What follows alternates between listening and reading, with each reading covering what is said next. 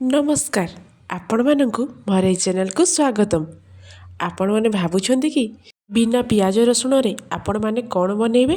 ତାହେଲେ ଆସନ୍ତୁ, ଏବେ ତ ଗ୍ରୀନ୍ ମଟର ସିଜିନ୍। ସେଇ ଗ୍ରୀନ୍ ମଟରରୁ ଗୋଟେ ଭଲସେ ତରକାରୀଟେ ବନେଇବା। ତା ପାଇଁ ଗ୍ୟାସରେ ପ୍ରଥମେ ଗୋଟେ କଢ଼େଇ ବସିବା, ସେଥିରେ କିଛି ସୋରିଷ ତେଲ ଦେବା ଏବଂ ତେଲ ଭଲ ଭାବରେ ଗରମ ହେବା ପାଇଁ ଛାଡ଼ିଦେବା।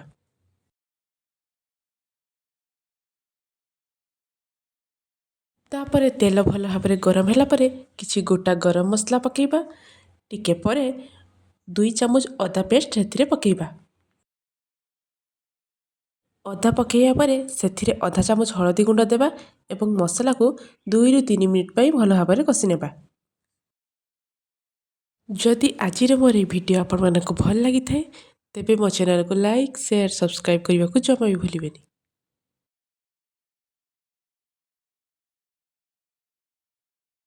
ଗ୍ୟାସର ଫ୍ଲେମ୍କୁ ଆମେ ମିଡ଼ିୟମରେ ରଖିବା।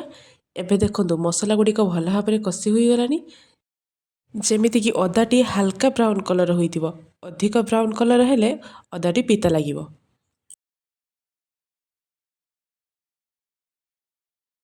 ଏବେ ଦେଖନ୍ତୁ ମୁଁ ଗୋଟେ ଟମାଟୋକୁ ଭଲ ଭାବରେ ପେଷ୍ଟ କରି ନେଇଛି। ଏବେ ଟମାଟୋକୁ ବି ମଧ୍ୟ ସେହି ମସଲାରେ ପକାଇବା ଏବଂ ପୁଣି ଥରେ ମସଲାକୁ କଷିବା ଭଲ ଭାବରେ।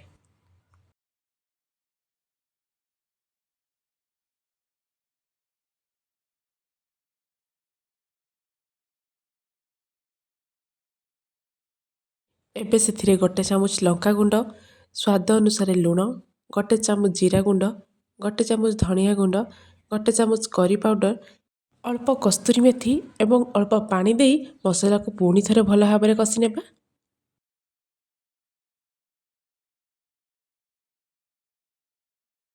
ମୁଁ ତରକାରୀଟି କେବଳ ଅଦାରେ ବନେଇଛି।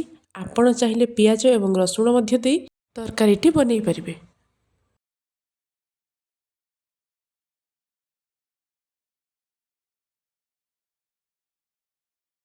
ଏବେ ଆମର ମସଲା ରେଡ଼ି। ଚାଲନ୍ତୁ ଆମେ କିଛି ଗ୍ରୀନ୍ ମଟରକୁ ଛଡ଼େଇ ରଖିଥିଲେ, ତାପରେ ସେ ଗ୍ରୀନ୍ ମଟରକୁ ସେଇ ମସଲାରେ ପକାଇଦେବା।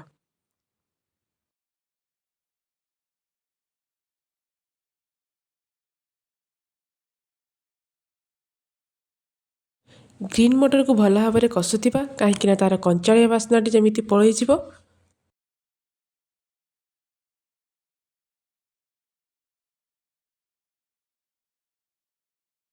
ଏବେ ସେଥିରେ ଅଧା କପ୍ ପାଣି ଦେଇଦେବା ଏବଂ ଗ୍ରୀନ୍ ମଟର ଗୁଡ଼ିକ ସିଝିବା ପାଇଁ ସେଥିରେ ଗୋଟେ ଘୋଡ଼ଣୀ ଘୋଡ଼େଇ ଦେବା।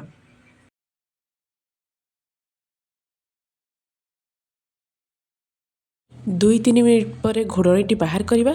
ଦେଖନ୍ତୁ ଏବେ ଆମର ତରକାରୀ ରେଡ଼ି। ସେଥିରେ ଗୋଟେ ଚାମଚ ଗରମ ମସଲା ପକାଇବା ଏବଂ କିଛି କଟା ଧନିଆ ପତ୍ର ପକାଇବା।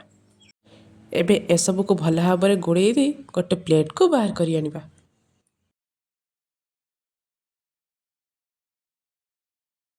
ଏମିତି ଥରେ ସାଧା ତରକାରୀଟି ବନାନ୍ତୁ, ଦେଖିବେ ଖାଇବା ପାଇଁ ବହୁତ ଭଲ ଲାଗିବ ଏବଂ ମୋତେ କମେଣ୍ଟରେ ଜଣାଇବେ ରେସିପିଟି କେମିତି ଲାଗିଲା।